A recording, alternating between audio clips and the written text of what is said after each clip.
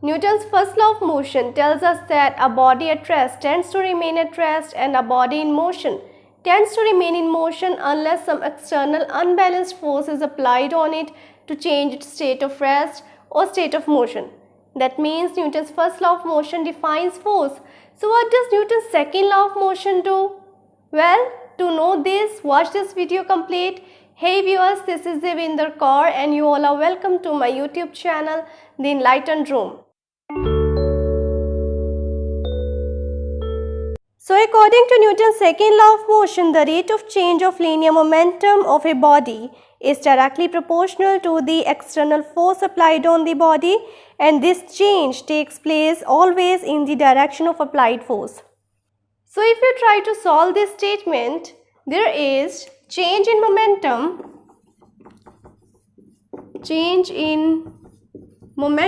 and they are saying that there is rate of change of momentum, and whenever we say there is rate of change, that means we are getting time taken in the denominator. So that is time taken in the denominator here. The rate of change in momentum is directly proportional to the applied force. So let us first discuss about this whole thing. So let's first take a look at this change in momentum.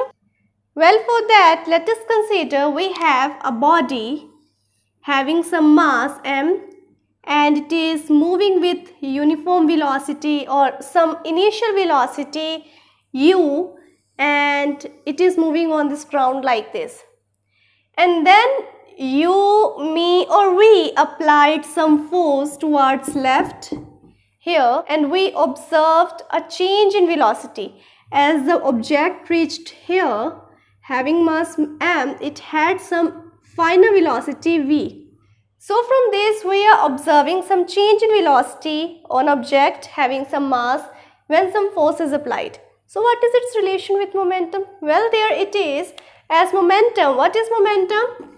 It is product of mass with its product of mass of the body which is moving with some velocity v. Okay. So for the first interval here, let us say it is p1 and that object is having some mass m and it is moving with velocity u. Similarly, we have p2 for this interval, as this object is moving with some velocity v by having some mass m. So we have two momentum here.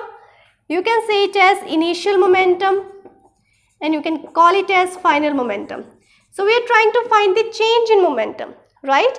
So the change in momentum is final momentum minus initial momentum, that means p2 minus p1.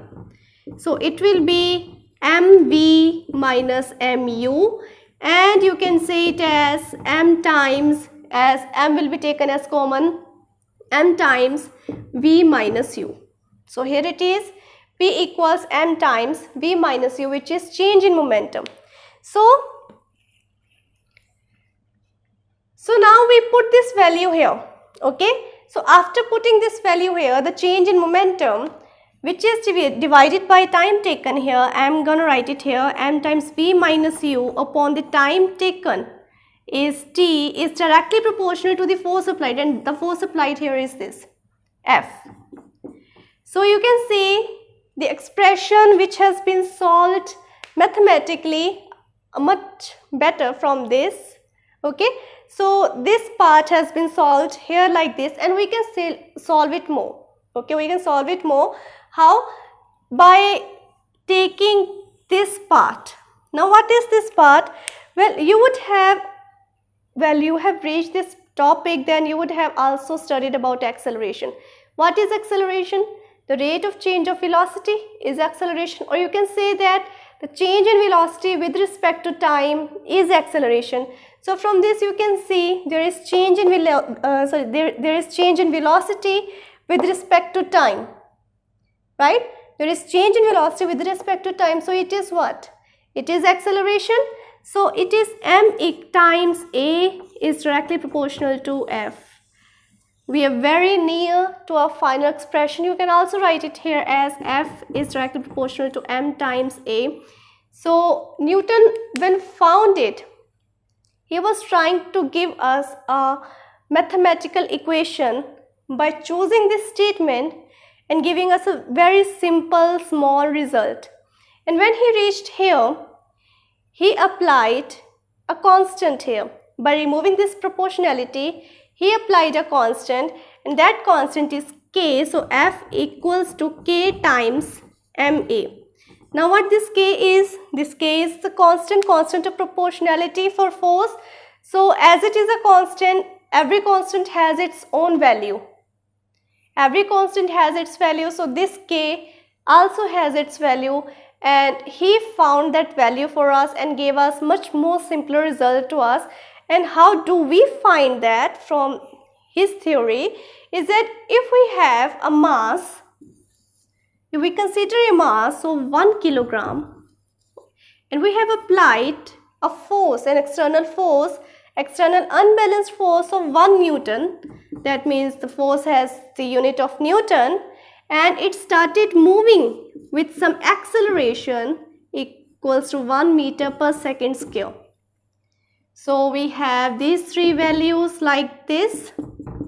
F is 1 Newton, M is 1 kilogram, and A is 1 meter per second square, and you put on these values here. Let me do it for you. It will be 1 Newton here, K times 1 kilogram here, and here will be 1 meter per second square, right? Now you can see, you can observe the value of K here very clearly. It is 1.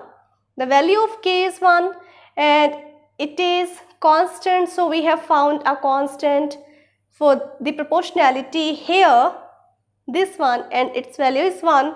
So Newton just put that value here in this equation, and from this he found that force is equals to mass times acceleration.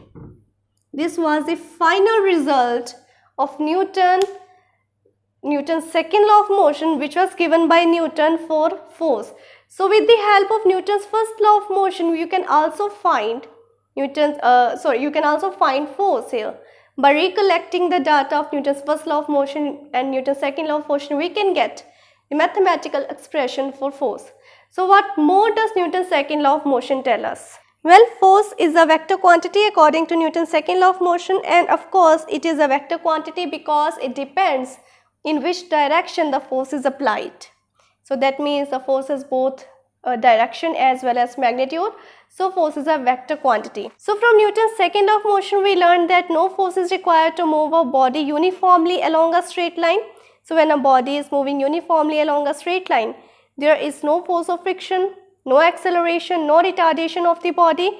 The acceleration will be 0. So when you put the value of acceleration 0 in the equation F equals to ma, you will get the result 0 for force.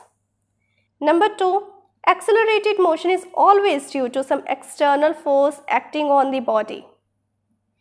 Number 3, the magnitude of force acting on a body is the product of mass of the body and the acceleration of the body. So thus Newton's second law of motion gives us a measure of force, a quantitative and you can say qualitative definition of force. So by recollecting the data, as I told you earlier, by recollecting the data of Newton's first law of motion and Newton's second law of motion, we can get the qualitative and quantitative definition of force. So today we discussed about Newton's second law of motion. If you found my video useful, do like it, do share it with your friends, and comment your views in the comment section, and also subscribe to my channel. In the next video, we will discuss about some basic applications of Newton's second law of motion. Until then, stay safe, stay at home.